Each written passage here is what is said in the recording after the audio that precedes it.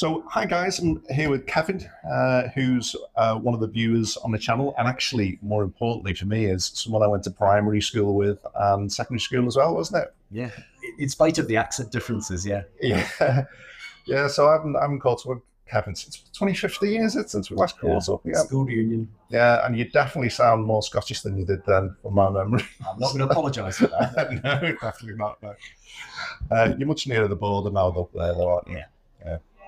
So, so we're here to talk a bit about pensions. So thanks for coming in today. I wanted to get your kind of opinion on pension reform, really, where we headed, particularly where we headed on the 30th of October. Into rocky territory, I think. Yeah. I think there's much more noise than there has been every budget for the last 10 or 12 years this time around, changes to pensions. There's always some noise that trails the budget in terms of, are they going to change tax relief measures, or, the industry has a bit of a vested interest in making sure you keep topping your pension up before the budget. Absolutely. But this time is different. This time there's a new government, there's a very overt black hole, 22 billion, and there's nowhere they're talking about filling it apart from the pensions. And there's a huge mandate as well, isn't there? They can pretty much deliver bad news and not be impacted because they have such a big majority at the moment. It's 12 or 14 years since the Labour government were last in politics. And politics aside, you get your bad news out early. You have a huge mandate for change. You've now got a full parliament, if not more, to deliver those changes. So why not make the big bold choices now? Which, as somebody who's approaching retirement like myself, it's kind of worrying. Any uncertainty is worrying, but the mood music is certainly not positive. Yeah, I do see sometimes in the comments on my videos that people are talking about withdrawing some cash now in case there's some impact on the 30th, the tax-free. And they're not alone. The news article yesterday in the Telegraph of MSN is that the systems are overwhelmed at pension companies at the moment with a gallop of people trying to get ahead of the end of October to withdraw their tax-free cash on the possibility that it might be restricted in future. Yeah. So it may well go down from the 268,000 to 100,000, perhaps. Yeah. Or somewhere in between. There might be preservation measures if you've already got more than the limited amount, or not.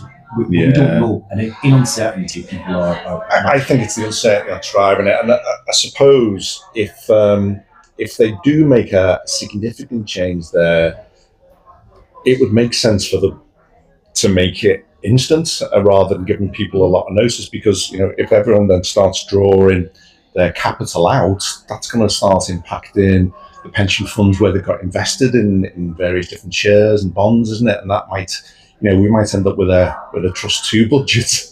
Well, quite, and that the government is framing themselves very much as the grown-ups in the room, finally back in control.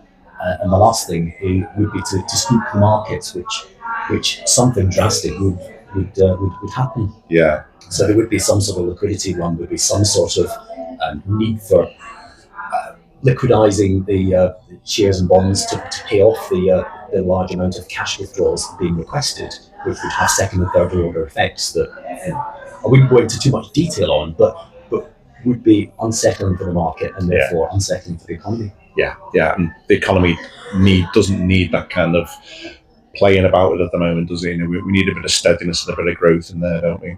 Yeah. So are there any other areas that you think, thinking like inheritance tax, is that going to come in? I don't know. Selfishly, I think inheritance tax is a problem for my children, not for me. I know at the moment, money you've got in your pension is outside the scope of inheritance tax, which is not the reason why I save into my pension fund. If I keeled over tomorrow, then I still have teenage children and early adult children, so they would still need supporting from a pension fund. But I think overall, I don't see how that can sustainably continue. I think there must be some sort of inheritance clawback from large amounts of pension funds. Yeah. But my overall selfish focus is more on what they're going to do potentially to the rates of tax relief have early contributions, the moment you get tax relief on your marginal rate of tax. If you're a high rate taxpayer, you get 4%. If you do it on the salary sacrifice, you get your NI refunded. You also get your employer contributions. You're employed, you might well get your employer's NI refunded to you as well. So it can be an overwhelming, wonderful way of putting your money aside tax efficiently. Particularly if you're 40 a higher rate taxpayer. Because you can bring yourself almost down into the standard rate by increasing your contributions. You then get back to the realms of potentially getting your child benefit that you may have lost if you were slightly over the higher rate taxpayer. You get that back. You may well get other benefits as well. So it's very virtuous in saving your money for later.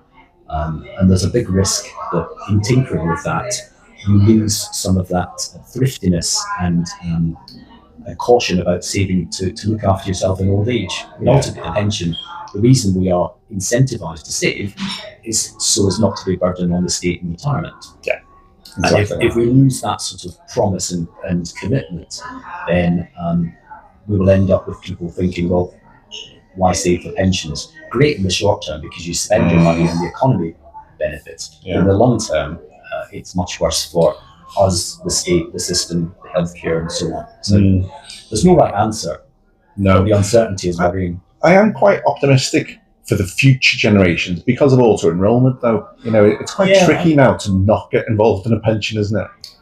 Although I think there's some challenge in the assumption that auto enrolment is the solution to pensions. Auto enrolment's the start. There are relatively small amounts being contributed. The numbers are actually going up. So when it started, there were a couple of percent from yourself and a couple of percent from your employer. And the first, quite a large bit of your salary, the first 10 or 15,000, I can't remember the numbers, were outside of the scope of auto enrolment. So the actual amounts contributed were modest, but the principle was really good, and it got people into the rhythm and principle and culture of saving.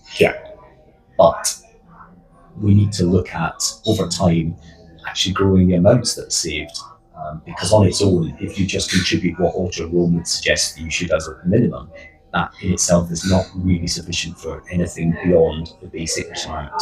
If anything, all it's going to replace is almost state retirement. It's not going to give you a much higher amount than that, is it? I mean, selfishly, from the government's perspective, it takes you out of the welfare and pension credits arena without really materially contributing to the quality of your life. So it's making you fund what potentially otherwise you'd have got through pension credit. Exactly. So there is a bit of moral hazard in there. So they may look at some point in the future of increasing the minimum amounts from your employer and from the employee. I would hope so. I would hope so. Yeah. My 18-year-old self wouldn't have hoped so, but my 55-year-old self does. My 18-year-old self wouldn't have understood the principles. No. It was just one of those way off into the future problems to worry about at some point when I was great. Yeah, exactly. Yeah. Okay, well, I've really enjoyed getting your insights, and it's nice to catch up with you after so long. And I'm sure because I come up your way occasionally, don't I? Pass through your way, so I'll definitely up into the North York Moors. North York Moors, when I'm up that way. So I'll definitely pop by, and you can buy me a coffee in one of your locals. We've got some lovely locals and some lovely brew houses as well. Oh yeah, well I fancy that. So that reminds me to thank David from Cheshire Homebrew, who's just sent me a couple of lovely homebrew beers through. As you may not know this, but Tracy and I, during COVID, we used to run something called the Friday Night Gin Club, and we used to send 4 gins and 4 beers out to lots of different people, and we do a live broadcast on YouTube and test them. And those started off quite sensibly, and by the end of 4 gins and 4 beers, it was usually quite a good laugh.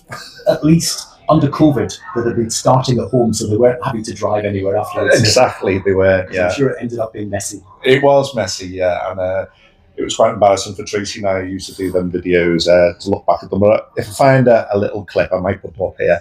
Remind me of clips. I've got a picture of me and you from primary school, so that's going up on here as well. Haven't changed a bit. No, you haven't. Absolutely identical. See if you can spot who's who. Thanks, guys, and thanks, Kevin. Cheers.